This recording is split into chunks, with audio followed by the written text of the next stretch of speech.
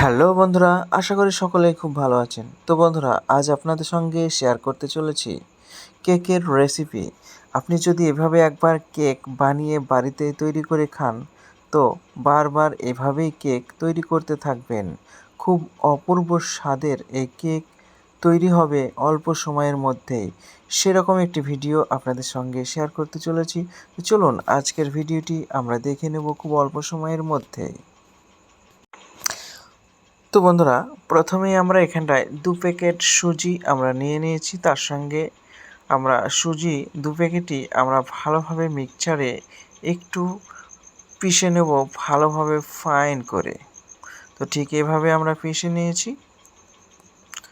তো সেই সঙ্গে আরেকটা পাত্র আমরা নিয়ে নিয়েছি। পাত্রের মধ্যে আমরা সুজিটা ঢেলে সেই সঙ্গে আমরা দিয়ে নিয়েছি 3 থেকে 4 টেবিল চামচ মতন এখানে টক দই দিয়ে ভালোভাবে সুজিটা আমরা মিক্স করে নেব।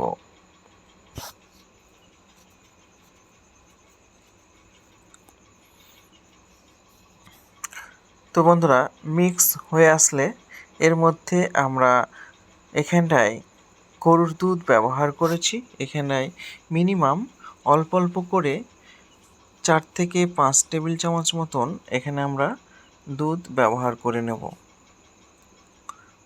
তো ঠিক এভাবে আমরা মিক্স করে নেব অল্প অল্প করে। তো ফাইনালি এটা মিক্স হয়ে গেলে তারপর এর সঙ্গে আরও দিয়ে দেব 1 টেবিল চামচ বেকিং সোডা এবং পরিমাণ মতো লবণ দিয়ে ভালোভাবে এটা মিক্স করে নেব। মিনিমাম টোটাল 5 মিনিট সুন্দরভাবে মিক্স করে নেব। এই পর্যায়ে হয়ে আসলে এটা কমপ্লিট হয়ে আসবে।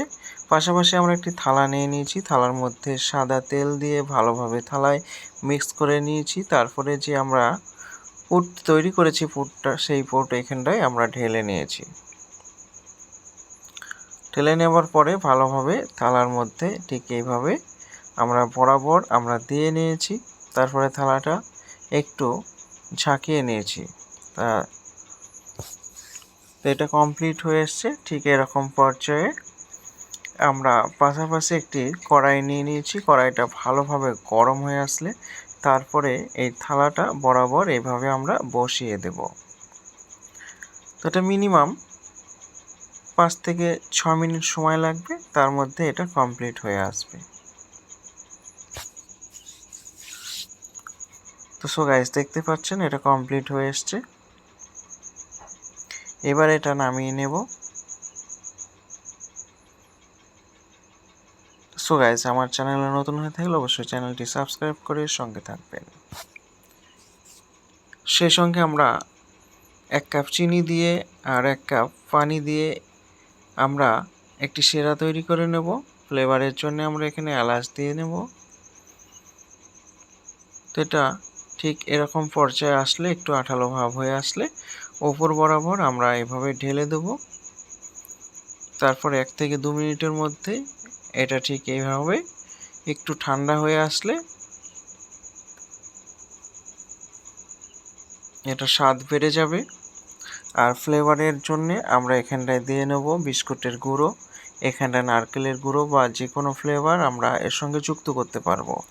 তো সেখানটায় আমরা ফ্লেভারের জন্য বিস্কুটের গুঁড়ো দিয়ে নিয়েছি।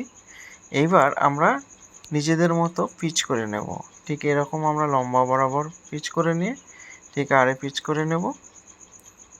এটা দেখতে যতটা সুন্দর, খেতেও ঠিক ততটাই অপূর্ব। তো আশা করি কারো কোনো রকমভাবে বুঝতে কোনো অসুবিধা হয়নি।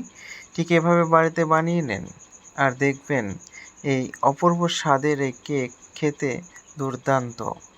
বাচ্চা থেকে বড় সকলের প্রিয়। তো বন্ধুরা, আবার একটি ভিডিও নিয়ে দেখা হবে। ততক্ষণের জন্য সুস্থ থাকুন, ভালো থাকুন। ধন্যবাদ।